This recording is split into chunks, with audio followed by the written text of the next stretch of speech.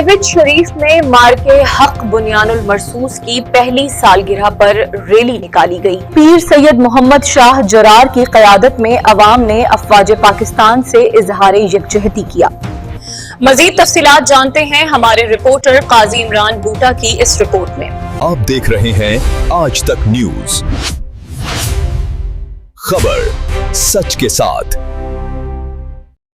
معرکہ حق بنیان المرصوص کو 1 سال مکمل ہونے پر معروف روحانی شخصیت پیر سید محمد شاہ جرار کی زیر قیادت ایک پروقار ریلی کا انعقاد کیا گیا، جو جامعہ قاسمیہ سے ہوتی ہوئی الشمس چوک اچ شریف پر اختتام پذیر ہوئی، جس میں عقیدت مندوں، انجمن تاجران، سیاسی و سماجی اور شہریوں کی کثیر تعداد نے بھرپور شرکت کی۔ الشمس چوک پہنچنے پر معروف روحانی شخصیت پیر سید محمد شاہ جرار، صدر مرکزی انجمن تاجران عمر خورشید سہمن، مولانا صدیق رحمانی، مولانا راشد فاروقی، مولانا شاکر قاسمی، مولانا عبدالرؤوف شاد، چودھری محمد طارق، ملک بشیر آوان، شفیق شہزاد، اکمل خاکی اور دیگر مقررین نے ایک بڑے عوامی اجتماع سے خطاب کرتے ہوئے کہا کہ معرکہ حق بنیان المرصوص حق و باطل کے درمیان ایک تاریخی سنگ میل کی حیثیت رکھتا ہے، اور اس تحریک کا مقصد معاشرے میں حق اور سچائی کا پرچم بلند کرنا اور ظلم کے خلاف آواز اٹھانا ہے۔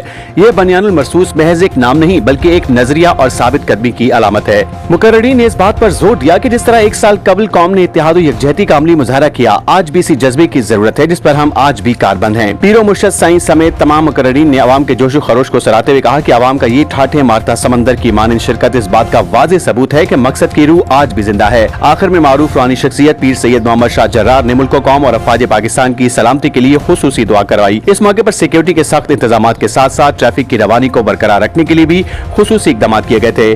رپورٹ قاضی محمد عمران بھٹا۔